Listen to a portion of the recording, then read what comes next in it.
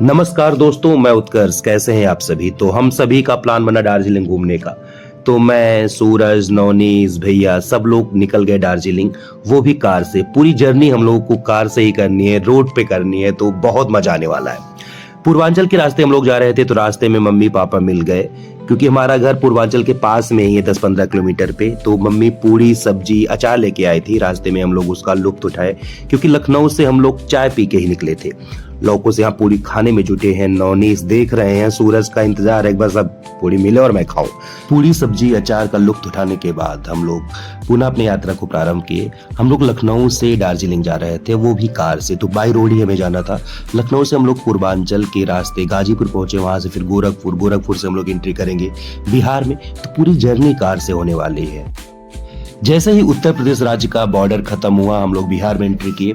बिहार में एंट्री करते ही हमें ऐसी रोड मिली कि रोड पे पूरा पानी भरा हुआ था, और बिहार स्टेट क्रॉस करने में हमें लगभग 14 से 15 घंटे लगे, क्योंकि रोड बहुत खराब थी। रोड ही जा रहे थे, रोड की हम लोग को नॉलेज था, रोड पहले हम लोग बना चुके थे, कैसे कैसे हमें जाना है।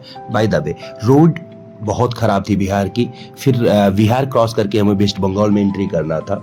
तो वेस्ट बंगाल की रोड बहुत अच्छी है।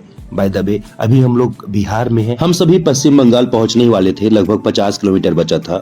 साइड में हम लोग को एक ढाबा दिखा, तो हम सभी रुक के वहां पे डिनर किए, क्योंकि मॉर्निंग से हम लोग चल रहे थे। बीच बीच में चाय, समोसा, इस टाइप की चीजें खा रहे थे, बट भूख लगी थी, डिनर करने का समय था। तो रास्ते में हमें एक सुंदर सा ढाबा मिला, मतलब बहुत ही अच्छा, देखने में एकदम पीसफुल, एकदम रिलैक्स किए हम लोग। नौनीस और लोग को साथ ही लेट गए, क्योंकि थक गए थे बैठ बैठ के।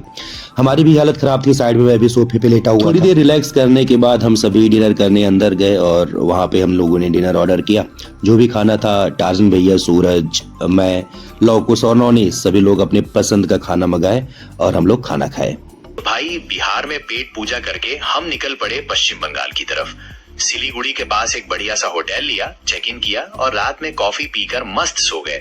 होटल बहुत अच्छा था, और यहाँ से दार्जिलिंग बस करीब 70 किलोमीटर दूर था। अब रात में तो आराम करना जरूरी था, क्योंकि तकरीबन 12 बजे हम यहाँ पहुंचे थे। बस सुबह होते ही हम निकलेंगे दार्जिलिंग के लिए।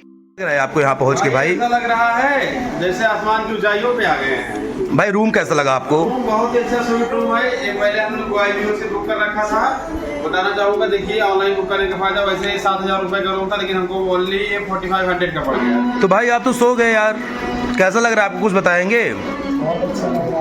तो भैया रात को बज रहे हैं 1 और हम लोग आ गए हैं सिलीगुड़ी में। यहाँ पे अब प्लान ये है कि सब लोगों ने एक मस्त कमरा ले लिया है, और यहाँ पे सुबह 8-9 बजे तक ढबा के सोया जाएगा भाई लोग।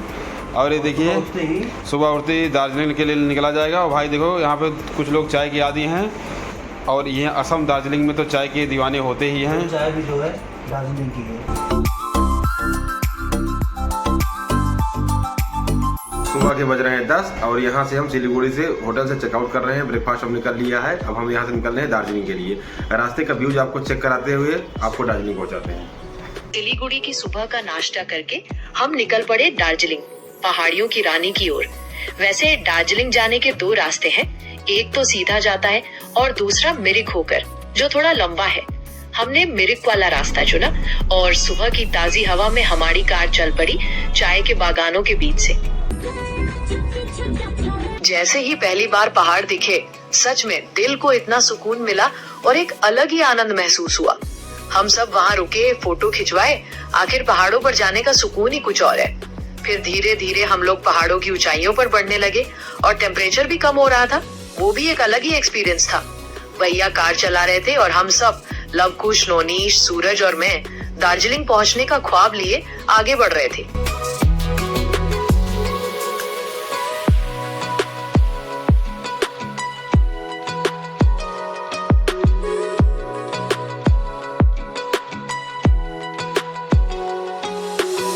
जैसे जैसे हम पहाड़ों पर चढ़ते गए, बादलों ने हमारा स्वागत किया। वो नजारा इतना सुकून देने वाला था, क्या ही बताऊं। बादलों को अपने कार के शीशों के ऊपर से निकलते देखना एक अलग ही अनुभव था। घुमावदार रास्ते जो पहाड़ों का पूरा व्यू दिखा रहे थे, और नीचे देखने पर वो छोटे छोटे घर, सच में एक अलग ही आनंद की अनुभूति हो रही थी।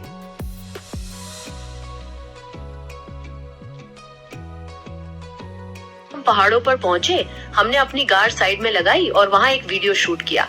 यार पहाड़ों पर पहुंचकर साइट सीन्स देखने का जो मजा है वो तो अलग ही होता है। वहाँ हमें जो आनंद मिला क्या ही बताएं। फिर हमने दार्जिलिंग की तरफ अपना सफर जारी रखा।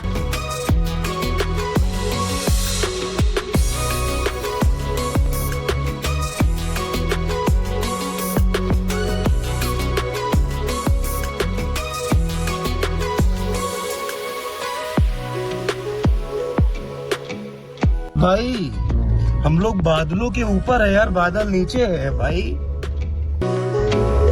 भाई कैसा लग रहा है बताओ? भाई मेरी फट की चौराहा हो गई है। क्यों भाई दार्जिलिंग नहीं हो गया? ऊपर जाना है। दार्जिलिंग कैसा लगा आपको? नहीं, बिल्कुल नहीं अच्छा लग रहा है। बादलों के ऊपर चल रहे हो, देखो उधर देखो। दार्जिलिंग जाने का रास्ता बहुत संकरा था। एक बार में एक ही गाड़ी निकल पाती थी। ऊपर से आने वाली गाड़ी को रुकना पड़ता था, तब हमारी गाड़ी निकलती। लवकुश की तो हालत खराब हो गई थी। उन्हें लग रहा था कि हम ऊपर सही सलामत पहुंच भी पाएंगे या नहीं। अमूमन होता क्या है कि ड्राइवर अलग होते हैं, पर भैया ने पहली बार पहाड़ों पर गाड़ी चलाई थी। हम पहली बार कार से पहाड़ों पर गए थे। लवकुश तो कह रहे थे कि मैं दोबारा आऊंगा ही नहीं दार्जिलिंग। डर लग रहा था पर मजा भी आ रहा था। डर के साथ जो मजा है उसका अलग आनंद है।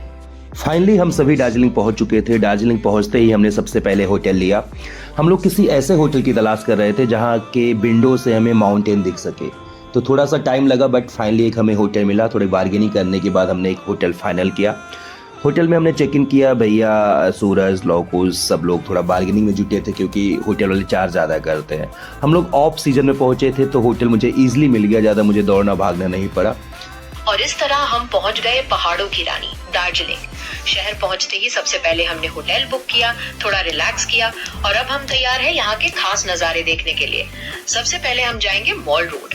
यहाँ की रौनक, प्यारे प्यारे कैफेज और लोकल मार्केट का मजा कुछ और ही है।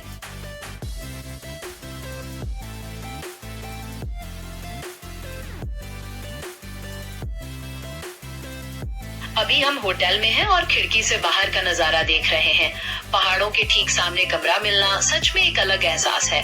शाम का सूर्यास्त हो रहा है और जब सूर्य की किरणें पहाड़ों पर पड़ती हैं तो वो लम्हा देखने लायक होता है। बाकी की यात्रा कल देखेंगे। आज के लिए इतना ही। अगर आपको ये ब्लॉग अच्छा लगा तो लाइक, कमेंट और चैनल को सब्सक्राइब जरूर कीजिएगा। अगला भाग जल्दी आएगा। आप सभी को धन्यवाद।